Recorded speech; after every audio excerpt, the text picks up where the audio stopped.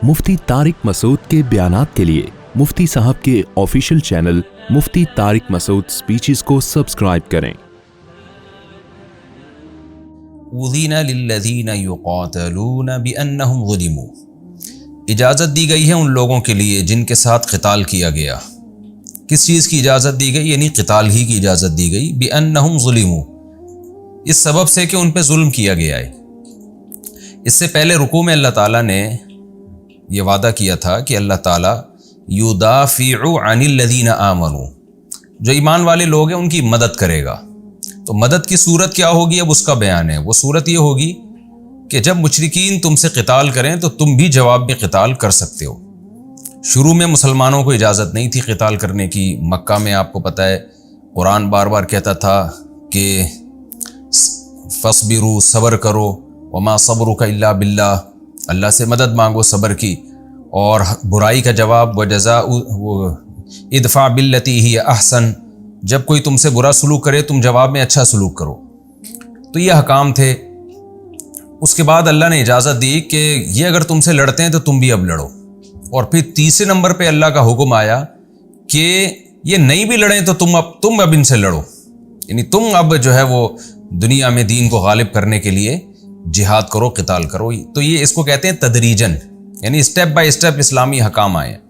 यहाँ एक इश्काल होगा कि इससे पहले की जो आयात थी उनमें तो सुलह हुदैबिया का तज़किरा चल रहा था कि उम्रा करने से रोक दिया गया, तो उस पर अल्लाह ताला ने बैतुल्लाह की अज़मत को बयान किया, हज के हकाम बयान किए कि ये जो बुक़ा मुबारक है जिसको बैतुल्लाह कहा जाता है, ये कैसी चीज़ है, क्या इसके हकाम है, क्या फ़जीलत है।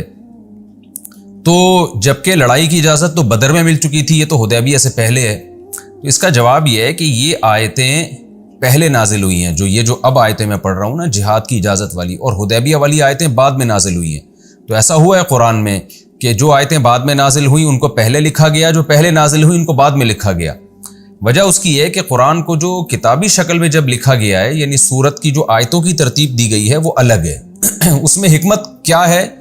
उसमें हिकमत ये है कि उसमें बलागत, जब रिटन फॉर्म में हम किसी चीज़ को लेकर आते हैं और क़यामत तक के लिए जब उसको जिस तरतीब से पढ़ा जाएगा, तो वो पढ़ने के लिहाज से अल्लाह का इल्म चूँकि कामिल है, तो अल्लाह के इल्म में तकाज़ा किया कि पढ़ने के लिहाज से तरतीब अलग हो और नुज़ूल के लिहाज से तरतीब अलग हो।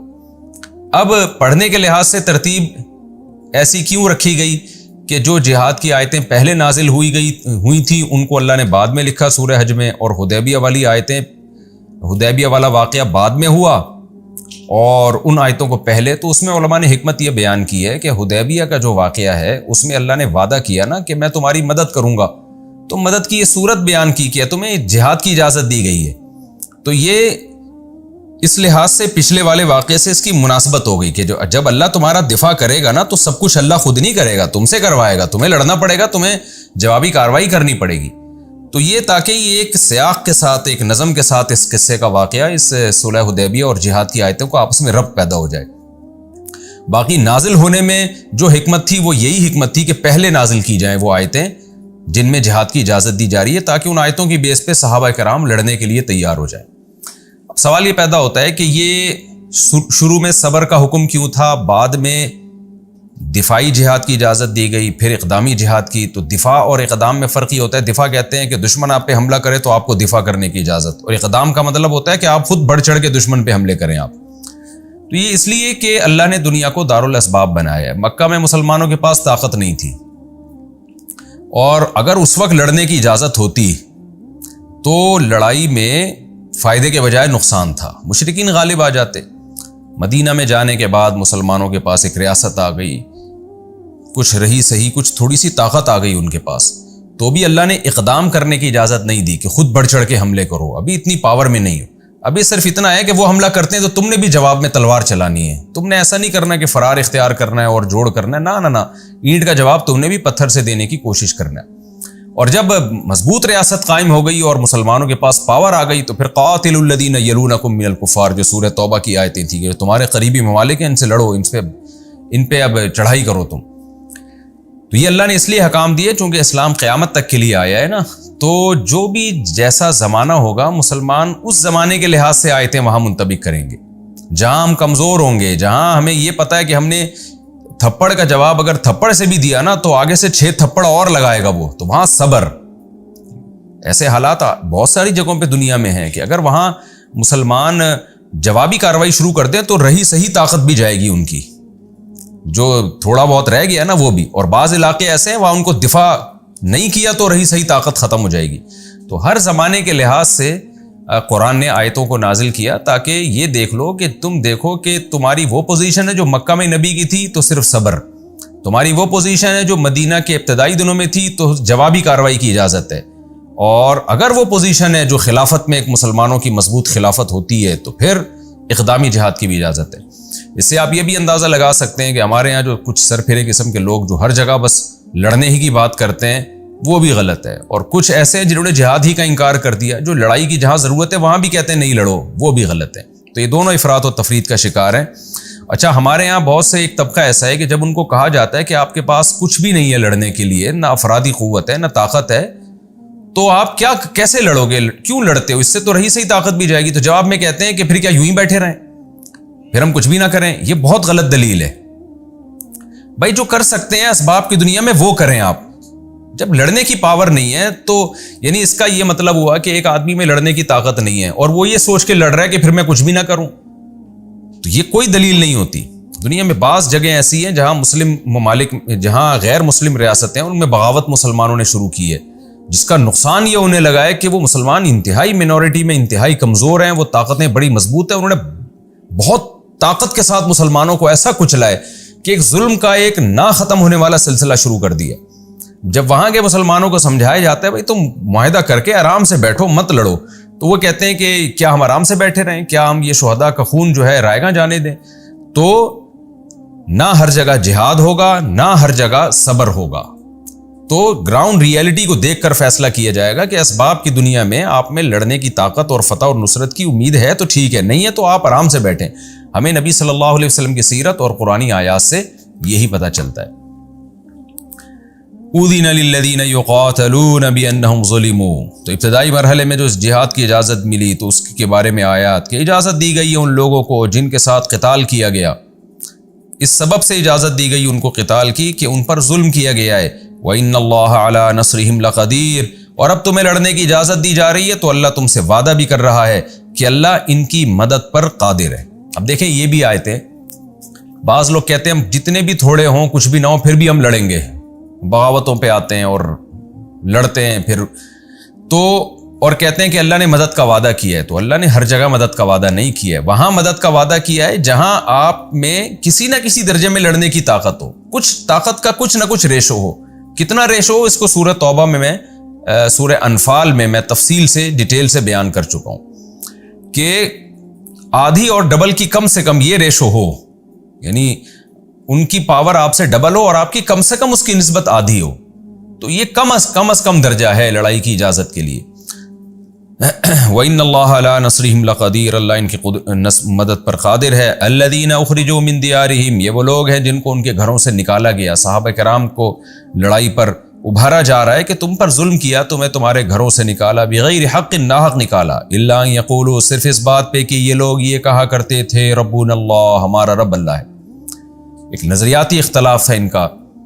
آپ ان کے مذہب کو فالو نہ کرتے تو ان کو بھی اپنے مذہب پہ چلنے دیتے جو توحید پرست لوگ ہیں. آپ کہتے ٹھیک ہے جی لکم دینکم ولی دین، تو یوں کہہ دیتے. لیکن نہیں، ایسا ظلم کیا کہ ان کو ان کے گھروں کے چھوڑنے پر مجبور کیا. آگے اللہ فرماتے ہیں کہ سوال پیدا ہوتا ہے یہ کیسا اللہ ہے جو اپنے بندوں کو تلوار اٹھانے کا حکم دے رہا ہے، اپنے بندوں کو لڑنے بھڑنے کی اجازت دے رہا ہے. اللہ تو امن والا ہے اور اسلام تو امن کا مذہب ہے. تو اللہ اس کا جواب دے رہے ہیں کہ اگر ہم اپنے بندوں کو تلوار اٹھانے کی اجازت نہ دیں تو مذہب مخالف لوگ تو بموں کا استعمال کر کے مذہب کا دنیا سے بالکل خاتمہ کر دیں، نیست و نابود کر دیں.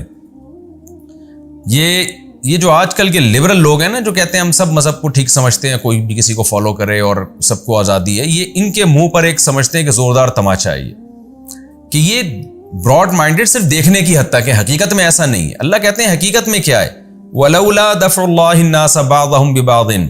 اگر اللہ لوگوں کو بعض کے ذریعے دفع کرنے کی اجازت نہ دیتا، یعنی اللہ اگر یہ اجازت نہ دیتا نا پچھلی امتوں میں بھی اور آج بھی، کہ ہمیشہ سے اللہ نے پیغمبروں کو اجازت دی ہے کہ بھئی کوئی تم پہ تلوار چلائے گا تو تم بھی تلوار چلاؤ گے جواب میں۔ خاص مواقع پر صبر کا جو حکم آیا تھا وہ خاص موقع کے لیے تھا، کہ تلوار ہی نہیں ہے، جیسے موسیٰ علیہ السلام کو نہیں حکم ہوا کہ فرعون کے خلاف تلوار اٹھائیں، اس لیے کہ جو قوم اپنے بچوں کو قتل ہونے سے نہیں بچا سک رہی وہ حکومت کے خلاف تلوار کہاں سے اٹھائے گی؟ تو وہ ایک عارضے کی وجہ سے تھا، ورنہ اصول اور ضابطہ یہی ہے کہ جو تم پہ اس طرح سے ظلم کر رہا ہے تم نے دفاع کرنا ہے، کیوں اللہ اگر دفاع کی اجازت نہ دیتا اور لوگوں کے ذریعے دفع نہ کرتا تو نتیجہ کیا نکلتا؟ لہدم الصوامع، جو صومعہ ہے، راہبوں کی عبادت گاہیں ہیں، وہ بھی تباہ کر دیے جاتی۔ یعنی دنیا میں کسی بھی شکل میں اللہ کا نام لینے والا کوئی بچتا ہی نہیں، چاہے وہ یہودی عیسائی ہی کیوں نہ ہو، چاہے وہ مسلم ہی کیوں نہ ہو، تو کسی بھی شکل میں خدا کا نام لینے والے لوگ محفوظ ہی نہ رہتے۔ لبرل لوگ، ملحد لوگ خدا کے نام اور اس کا تذکرہ دنیا سے مٹا دیتے۔ تو یہ تو اللہ نے مذہبی لوگوں کو لڑنے کی اجازت دی ہے، جس کی وجہ سے کچھ نہ کچھ کسی نہ کسی شکل میں خدا کا نام زندہ ہے، اور وہ جگہ زندہ ہے جہاں خدا کا نام لیا جاتا ہے، اللہ کا نام لیا جاتا ہے۔ لہدم الصوامع، تو اللہ فرماتے ہیں کہ جو عیسائیوں کے جو راہبوں کی عبادت گاہیں ہیں وہ بھی تباہ کر دی جاتی، وبیع، اور عیسائیوں کے جو چرچ ہیں، جو عام عبادت گاہیں ہیں وہ بھی تباہ کر دی جاتی، وصلوات، اور یہودیوں کی عبادت گاہیں بھی تباہ کر دی جاتی، ومساجد یذکر فیہا اسم اللہ کثیرا، اور وہ مسجدیں بھی تباہ کر دی جاتی ہیں جن میں اللہ کا بہت کثرت سے نام لیا جاتا ہے۔ اس میں مسجد کی فضیلت بھی بیان کر دی گئی ہے کہ ان تمام عبادت گاہوں میں خدا کا نام، اللہ کا نام اتنی کثرت سے نہیں لیا جاتا جتنا مسجدوں میں لیا جاتا ہے۔ تو 5 ٹائم اذانیں ہوتی ہیں، 5 ٹائم اللہ کو یاد کیا جاتا ہے، اس کے علاوہ بھی لوگ عبادت کرتے ہیں مسجد میں، تو یہ ساری وہ جگہیں جہاں اللہ کو یاد کیا جاتا ہے سب ملیا میٹ کر دی جاتی۔ لیکن وَلَيَنْصُرَنَّ اللَّهُ مَن يَنْصُرُهُ، اللہ ضرور اس کی مدد کرے گا جو اللہ کی مدد کرے گا۔ اللہ نے اپنے دین کی مدد کو اپنی مدد قرار دے دیا ہے، یہ اللہ کو اپنے دین سے محبت اتنی ہے، تو جو اللہ کی مدد کرے گا اللہ بھی اس کی مدد کرے گا۔ کیا مطلب؟ جو اللہ کے نام کو زندہ رکھنے کی کوشش میں لڑے گا اللہ بھی اس کی مدد کرے گا۔ تو جیسے کہ اللہ نے کرتا رہا ہے، اللہ کتنی سیکولر قوتوں نے کتنی کوشش کی ہے مذہب کو دبانے کی، اللہ کے نام کو مٹانے کی، کتنے زور لگائے ہیں۔ رشیا کو دیکھ لینا، کیا کچھ ظلم نہیں کیا تھا اس نے۔ ایسے جو سیکولر قوتیں ہیں انہوں نے یہ کچھ کیا ہے کہ جنازہ نکالا گیا ہے باقاعدہ ایک فیک بنا کے کہ ہم نے اللہ کا جنازہ، معاذ اللہ خدا کا جنازہ نکال دیا، ہم کیا کچھ نہیں کیا۔ لیکن اللہ کہتے ہیں جو اللہ کی مدد کے لیے اٹھے گا اللہ بھی اٹھے گا اس کی مدد کے لیے، اور لوگ اٹھتے رہے، لہذا اللہ کا نام آج بھی باقی ہے۔ ان اللہ لقوی عزیز، کیونکہ اللہ طاقتور ہے اور ہر ایک پر غالب ہے۔